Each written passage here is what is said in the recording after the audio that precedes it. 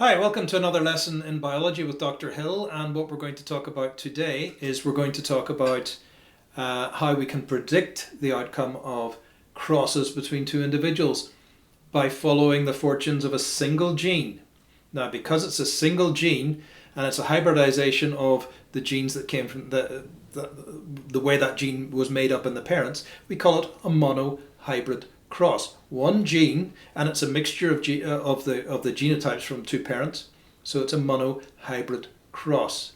So what we're going to do is we're going to have a look at how that works and how we can predict, and a useful tool that we can use to do that. So let's just have a quick look at the board over here. First of all, let's just cast our mind back to the last lesson, because we took this is 3 mice carrying the T gene. Each mouse has 2 copies of the T gene, but there are 2 alleles of the T gene. There's a little t and a big T. All right. Now, in this particular case, the big T is dominant, the little t is recessive. We're going to talk about those features in a little while. But the recessive version has a little tail. As long as there's a dominant present, we're going to have a big tail. There's a dominant here, there's a dominant here, there's no dominant here, so we get a little tail. All right. Now, these mice produce gametes. And if they produce gametes from this individual, little t, the gametes will be 100% little t. But we need to take 2 of them into our calculation, because the minimum we can get is 2 from this individual over here.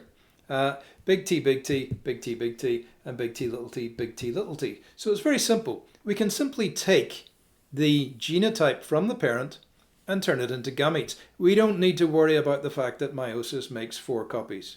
All right?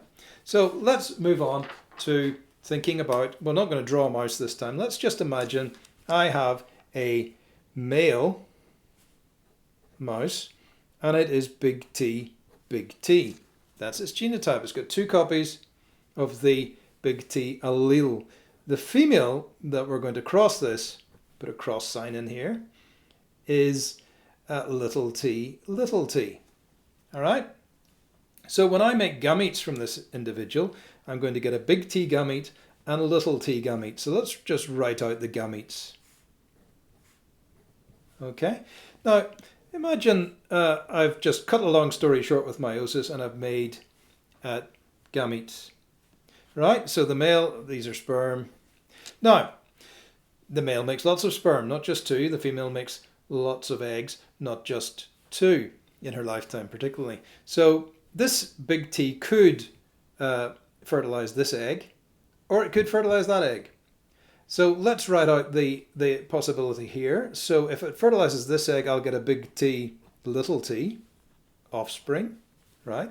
So if I take that and that, what other combinations do we have? Well, we've got this one fertilizing this egg, this type of egg. So I get a big T, little t. Again. So this sperm, we haven't used it yet, so it could, hang on, that came from there. This sperm could fertilize this egg, and we get a big T, little t. And this sperm could also fertilize this type of egg, and we get a big T, little t. All right, so that one goes like that.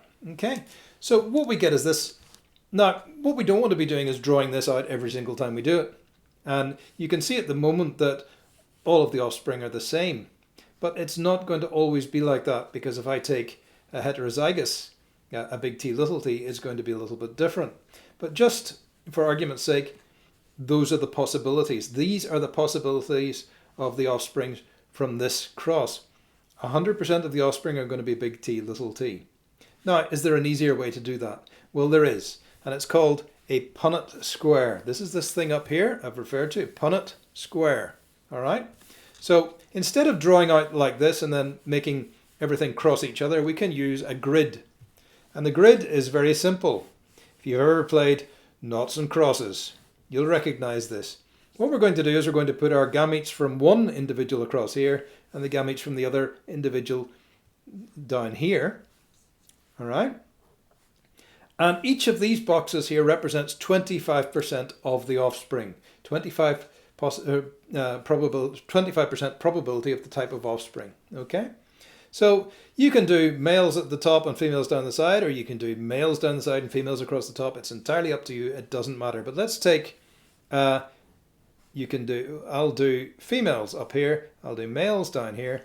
So I'm going to have the male alleles here and the female alleles here. Now what I'm going to do is going to take these two for the male, and they go there. Right? So I've just taken that sperm genotype, which only carries one copy of the gene, remember, it's big T, and that one to here. The female has little t, and I can just pop it into the top. That's the female's gametes, the male's gametes, and there are only two possible types. So what we do then is we just do the cross like this. We take that big T from there and we put the little t from there. We take the big T from there and the little t from there. The big T from there and the little t from there, and the big T from there and the little t from there. And what you see is essentially I've done all this in my little noughts and crosses square. This is called a Punnett square. This is the Punnett square. I've done this in the Punnett square, but it's a lot less confusing. All right, so let's just get rid of this business here, and we'll do another cross over here with another Punnett square. In this case, the male is going to be big T, little t, and the female is going to be big T, little t. All right, so this should provide something different. What do I do? Well, I don't need to worry about all this nonsense over here. What I'm just going to do is I'm going to just draw out my Punnett square. So noughts and crosses, nice and easy. I'm going to put my female up here, I'm going to put my male down here. So the male, its first allele is a big T, second type of gamete is going to be a little t. If you remember, just check, yeah, we went back to this meiosis thing. You got that? You're going to get two gametes with big T, two gametes with little t. It just boils down to 50% of each. All right, so you just take the genotype from the parent. The female has a big T and a little t. So let's have a look at this. Well, this one's going to produce a big T, big T. This one's going to produce a big T, little t, the big T from the male and a little t from the female. This one's going to produce a big T from the female and a little t from the male. And down here we're going to get a little t from the male and a little t from the female. So what have we got? Well, each of these boxes represents 25% probability, or 25% of the offspring. So we're going to have 25% big T, see here, just 25%. We're going to have 25% little t, but hang on a minute, we're going to have 50% of the offspring, 2 25s, are going to be big T, little t. Okay, so as you can see, we've essentially done all this by using a Punnett square, and it's a lot less complicated. We don't have to think about it, we just line everything up and we just do it. And so 25% of the offspring are going to have long tails, 25% of the offspring are going to have short tails, and another 50% of the offspring are going to have long tails. And we're going to talk about outcomes of crosses, recessive, dominant, and generations in our next lesson. So hopefully you've got the idea of the Punnett square.